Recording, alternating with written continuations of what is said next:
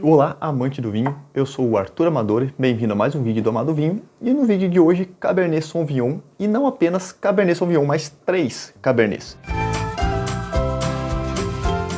Então eu tô aqui para falar um pouquinho para vocês a respeito da diferença, porque é a mesma uva, porém ela foi cultivada em 3 lugares diferentes. Eu tenho 3 vinhos diferentes aqui, um argentino, um chileno e um francês.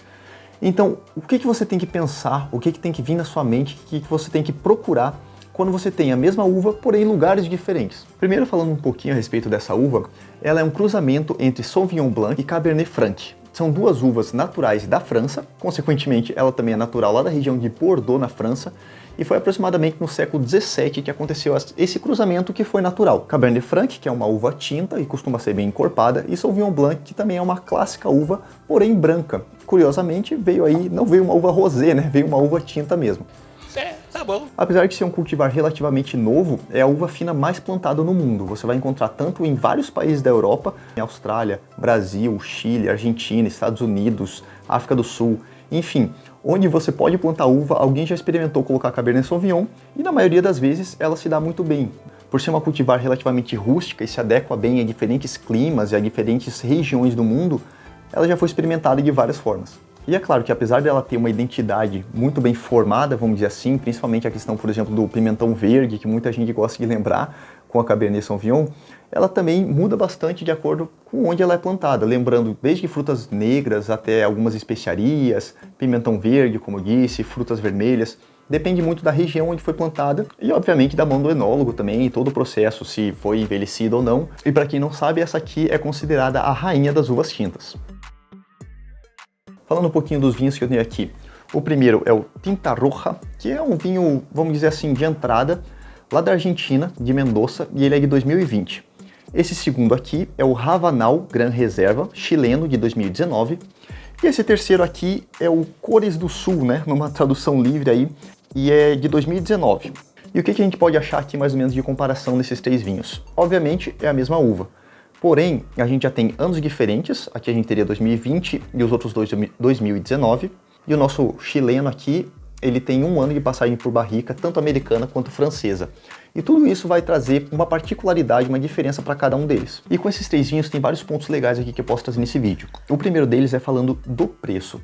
O mais barato vai ser esse vinho aqui argentino. E o que eu quero dizer com isso não é que ele é o pior vinho, simplesmente é a proposta dele, é ser um vinho mais fresco, provavelmente para ser consumido jovem também, já que não teve passagem em barrica e não pensa para ser muito envelhecido, apesar da Cabernet Sauvignon poder sim envelhecer com muito sucesso, enquanto o segundo já é um pouquinho mais caro, até pelo fato de ser um Gran Reserva, teve um cuidado maior, provavelmente as uvas foram selecionadas de uma maneira melhor, passou por um envelhecimento, consequentemente acaba encarecendo o custo do vinho, e o terceiro ficou mais ou menos na mesma faixa de preço, um pouquinho mais caro o francês, por questão de importação, do nome que carrega também. Falando em relação à questão visual, os 3 vinhos são bem parecidos. Já que são varietais, feitos apenas de uma única uva, e é a mesma uva, eles têm a coloração bem parecida, salvo o halo, essa borda mais perto da taça, que é um pouquinho mais definida e escura aqui nesse vinho, que tem passagem de 1 ano por barrica, isso é natural de acontecer, apesar de ser pouco perceptível num primeiro momento. Além disso, só no visual você conseguiria ver um pouquinho mais de viscosidade no vinho argentino, que tem a relação também com a questão do teor alcoólico, já que ele tem 14% de teor alcoólico, enquanto o chileno vai ter 3,5% e o francês 13%. Essa diferença do nível alcoólico pode estar muito atrelada à questão da maturação da uva, já que a região de Mendoza, na Argentina, de onde é esse vinho aqui, ela costuma fazer com que as uvas amadureçam muito bem pela amplitude térmica, ou seja, dias muito quentes, noites frias ou com uma temperatura um pouco mais amena, invernos muito frios também. Isso faz com que a uva ela amadureça. Isso faz com que os teores de açúcar na uva no final do amadurecimento acabem sendo muito maiores do que, por exemplo, em países como a França, que acaba não tendo um verão tão quente como, por exemplo, de Mendoza. E como eu já falei em outros vídeos aqui do canal, quanto mais açúcar na uva, maior o potencial alcoólico que ela pode chegar no final da fermentação. Na questão do aroma, com certeza o chileno é o que mais se difere dos outros dois.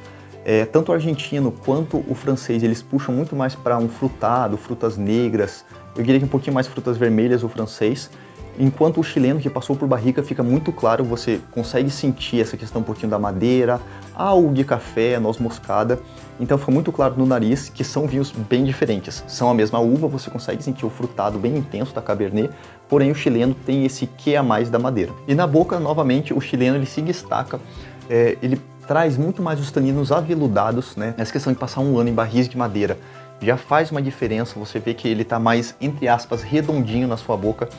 Enquanto o argentino, ele é jovem no caso ainda, ele tem uns 2 anos, então para um Cabernet ele está numa idade, eu diria que até jovem ainda para ser tomado. Ainda está bem intenso, ele tem uma acidez que poderia deixar respirando mais um pouco, ou deixar na garrafa, quem sabe, para mais um ano aí. Enquanto o francês ele parece estar mais equilibrado também, na minha opinião eu gostei mais do chileno. O fato da madeira faz toda a diferença. E fica aqui minha sugestão para você. Tenta pegar a mesma uva de 2 ou 3 países diferentes e fazer essa comparação. É sempre bom você ter um papelzinho para ir anotando, fazendo observações, e daí você vai conseguindo com o tempo treinar melhor o seu olfato, o seu paladar, para perceber, eu já sei qual que é essa uva, mas a diferença é aonde ela foi cultivada, se ela tem algum tipo de passagem em madeira ou envelhecimento.